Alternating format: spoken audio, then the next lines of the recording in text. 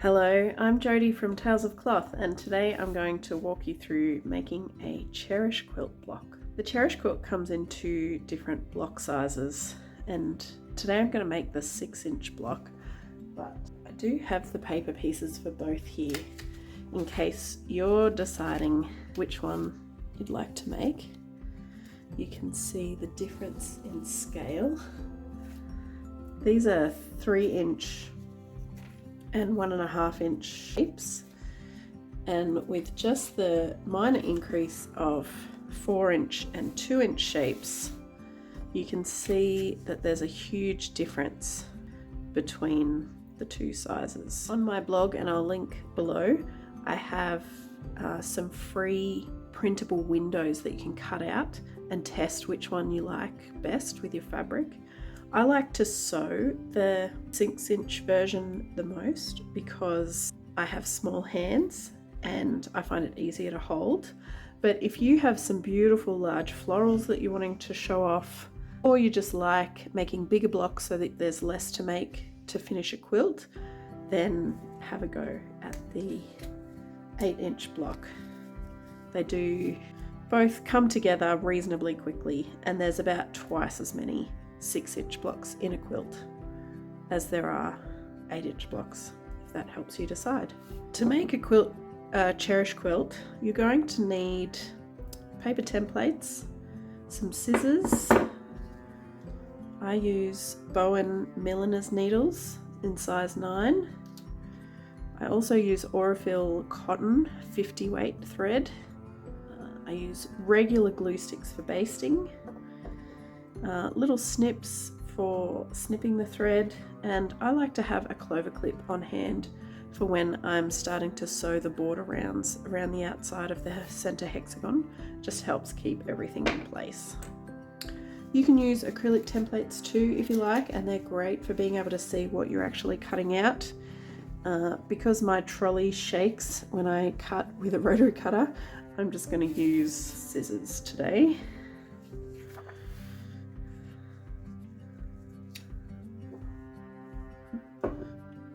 So English paper piecing doesn't need perfect seam allowances like machine piecing. So I find it really easy just to cut an approximate 3/8 of an inch seam allowance.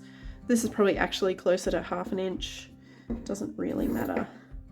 I definitely like to cut a bigger seam allowance than 1/4 inch because it's much easier to baste and it's much easier to remove the papers afterwards if you have a bigger seam allowance. So to baste, I just put a couple of strokes along the edge. I'm on purpose keeping it away from the edge of the paper and the fabric because you don't want glue in this fold, because that's where you want to put your needle through when you're stitching.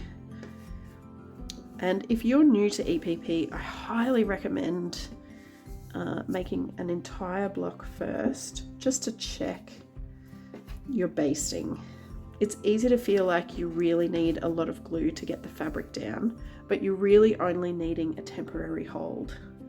And it's awful to come back at the end of a quilt or at the end of making several blocks and for it to be really difficult to peel up your fabric. So you just want it to stay there as long as you need to keep it in place while you're stitching. So don't use too much glue. And after you've stitched a block together, take the papers out from the center so that you can see whether you need to adjust the amount of glue that you're using.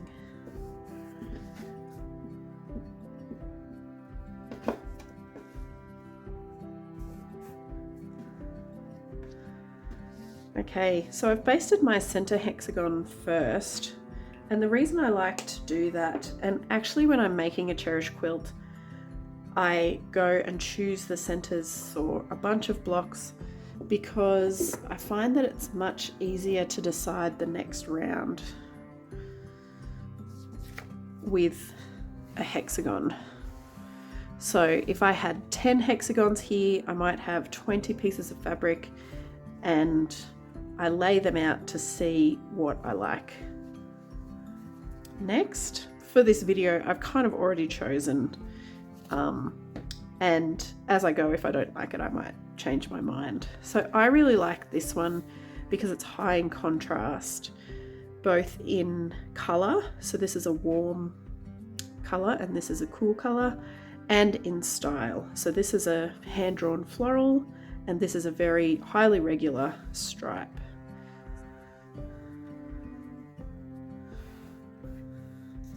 So I'm just going to lay my diamond there, and to make it easy, I'm just going to cut along this. And then I'm going to trim this bit off here.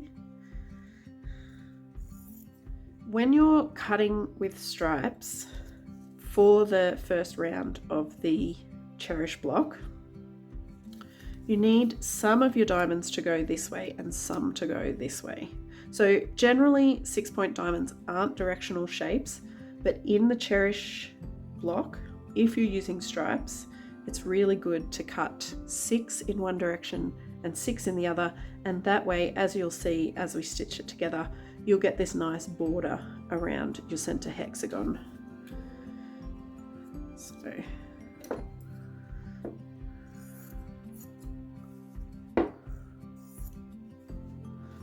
I'm going to cut 6 in this direction.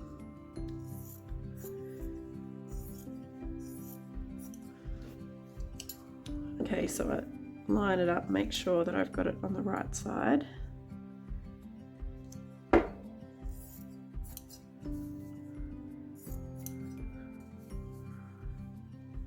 Okay, so now I want to cut this way.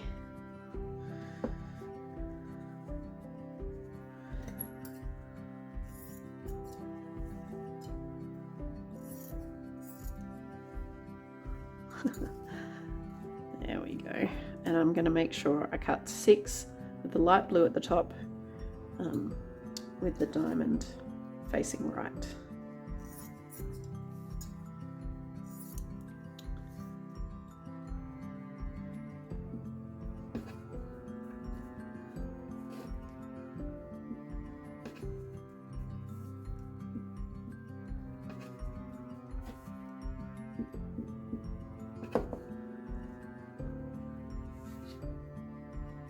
So I've got my center hexagon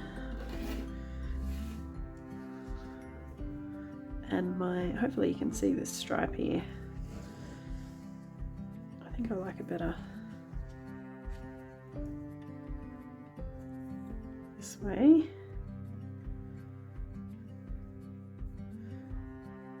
Yeah, and you can see these ones always have to go here, and these ones always have to go here.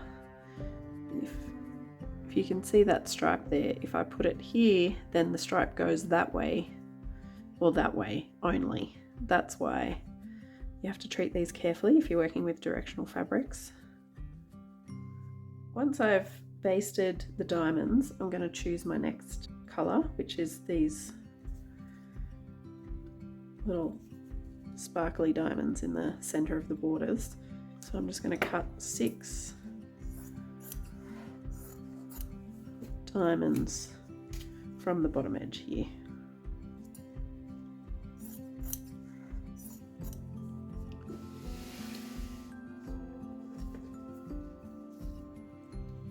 And then I baste these as well.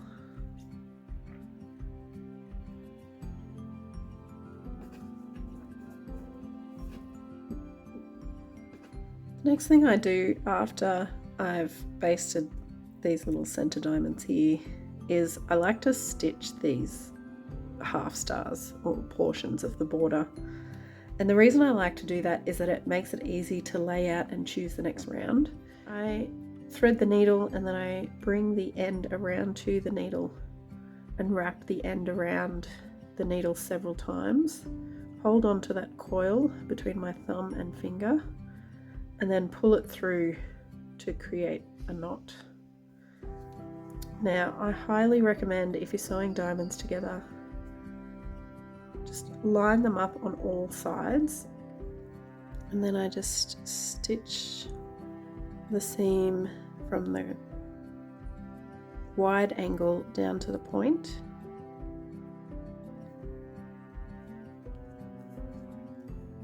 Then I open it up and I place the next diamond out flat, just to make sure that I've got my stripe in the right direction and my diamond's facing that way and not that way. Then I flip it over and line up the seams again on all sides.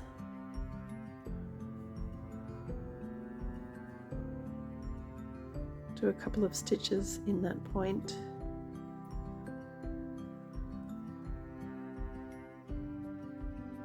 And then stitch the seam.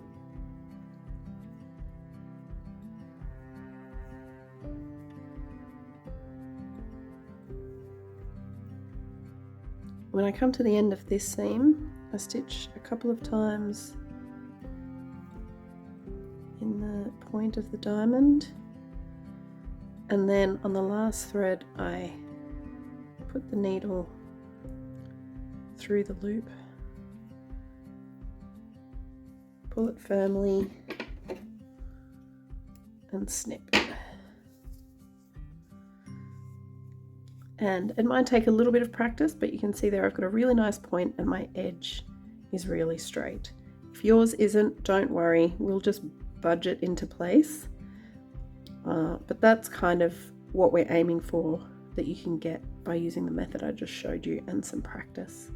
Okay, now I've sewn all these little half stars. I like to set them up around the center so I can get a sense of how it's looking and what it needs for the outside round. So I'm hoping that this fabric that I've chosen is a good match, which I think it is. Another way that you can choose is to lay out the fabric and sit it on top, and then you won't have other influences like a pine coloured table. What I like to do, and you can use a rotary cutter and ruler for this if you'd like. It'll end up cutting some of this off, but what I really want is just a strip that I can cut my shapes from.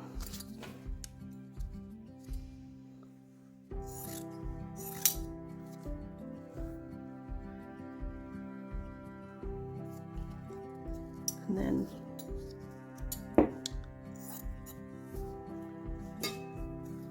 I just lie the shapes on the strip, cut one way and then the other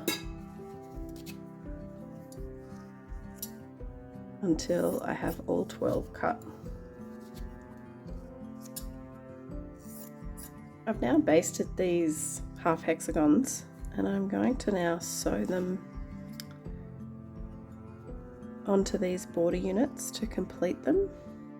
I always line up the part that I want to sew next before I flip it over and line up the seam to make sure that I've got the right seams lined up.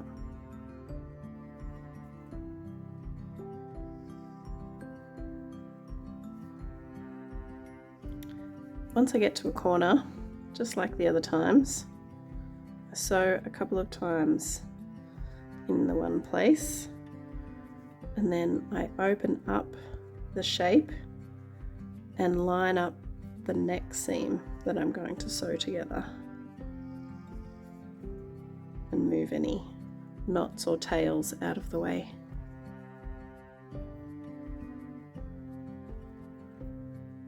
This thread's getting short, so I'm going to plan to knot it off at the end of the seam.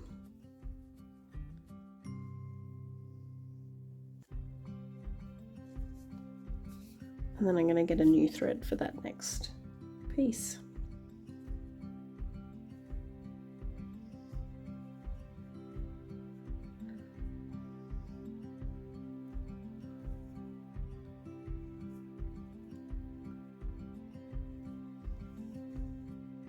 Here's my finished unit piece, my border, and now I'm going to do the same to all the others. Okay, now I've finished all my border pieces, I'm going to attach them to the center hexagon. Now, something really common that happens is because of all the extra bulk in the point here from the convergence of these diamonds, they can end up a little bit wider than the hexagon. And so what I like to do is put the clover clip, that point lined up, and then I just shift this corner into place and stitch.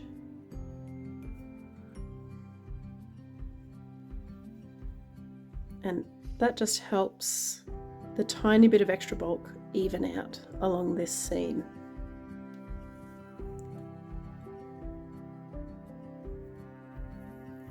Once you get to this center point, I just put a couple of stitches on this side,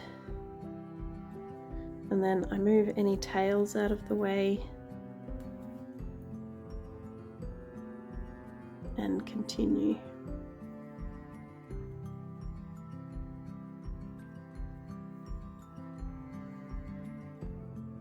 Now that I'm at the corner, I'm going to stitch a couple of times in place.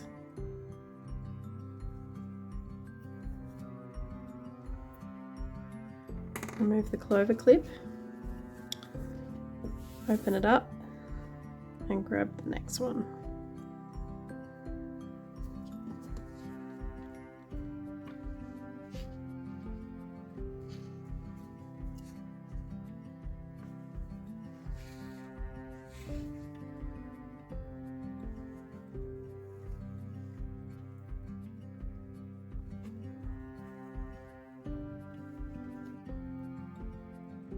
Once you've sewn all the pieces around, you get to the corner, and instead of breaking the thread, I'm going to open it up like I often do and come around the corner, line up these seams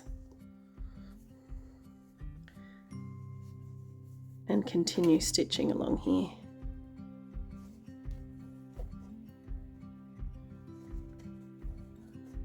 Once you've done that, you might wish to take the center hexagon paper out, just to make it easier to fold the center so that you can sew the seams coming out from it.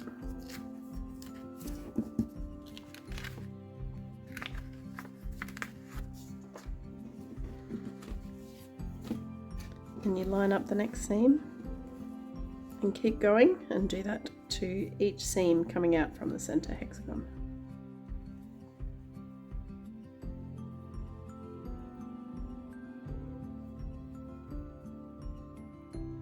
And here's my finished beautiful Cherish block. Doesn't that look great? I love the contrast and the different prints and the way that they play well together. If you'd like to make Cherish, please head to my shop and grab the pattern and the paper pieces. You can find them at www.talesofcloth.com. I'm Jodie, and thank you so much for watching. Bye.